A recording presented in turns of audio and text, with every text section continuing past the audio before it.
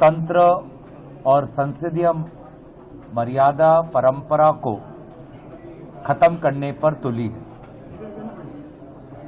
आज शीतकालीन सत्र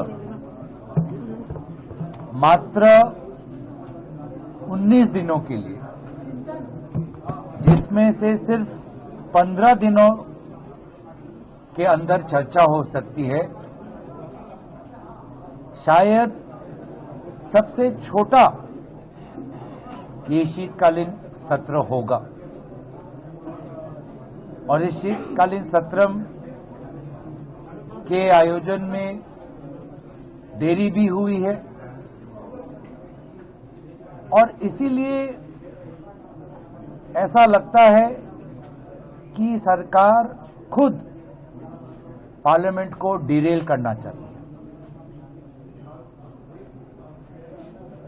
हमने सुरक्षा की बात उठाई कि इस शीतकालीन में सुरक्षा से जुड़े हुए अहम मुद्दों पर चर्चा हो, जिसमें से सबसे पहले आता है राष्ट्र सुरक्षा।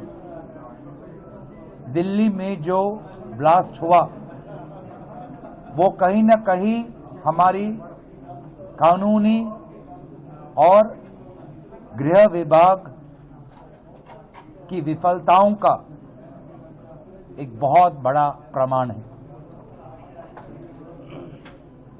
लेकिन ऐसा नहीं लगता कि सरकार इस पर कोई शॉर्ट ड्यूरेशन डिस्कशन चाहती है। दूसरी है लोकतंत्र की सुरक्षा। जिस प्रकार से भारत के विभिन्न राज्यों से चुनाव आयोग चुनाव से पहले, चुनाव के दौरान, चुनाव के पश्चात जिस प्रकार से राजनीतिक पक्षपात रख रही है, तो क्या भारत में चुनावी प्रक्रिया संवैधानिक रूप से चलेगी? वोटर लिस्ट की सुरक्षा, चुनाव की सुरक्षा पर भी एक चर्चा हो। तीसरी हमारी मांग थी हमारी स्वास्थ्य की सुरक्षा की। जिस प्रकार से आज वायु प्रदूषण बढ़ रहा है देश के हर कोने में।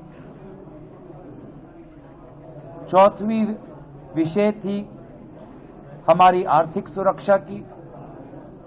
जो किसान है, श्रमिक है, ना उसे उचित मूल्य मिल रहा है, ना उसे कारखाने में सुरक्षा मिल रहा है। पांचवी जो विषय हमने सुरक्षा की उठाई वो प्राकृतिक सुरक्षा है। जिस प्रकार से बाढ़, जिस प्रकार से लैंडस्लाइड, तूफान आ रहा है, कोई तैयारी नहीं। और हमने बात ये भी उठाई कि जो हमारी विदेश नीति की जो हम देख रहे हैं, दूसरे देशों के अनुसार भारत आज अपना विदेश नीति बना रहा है। किसी को अच्छा नहीं लगा कि भारत रशिया से कम दामों पर तेल ले रहा है, तो उस देश के अनुसार हम अपने नीति को बदलने की कोशिश कर रहे हैं। एक और देश पड़ोस में ही आज अपने सेना पर और पैसे खर्च कर रहा है, इन्वेस्ट कर रहा है, और हम तैयार नहीं। आज हमारा डेटा भी सुरक्षित नहीं।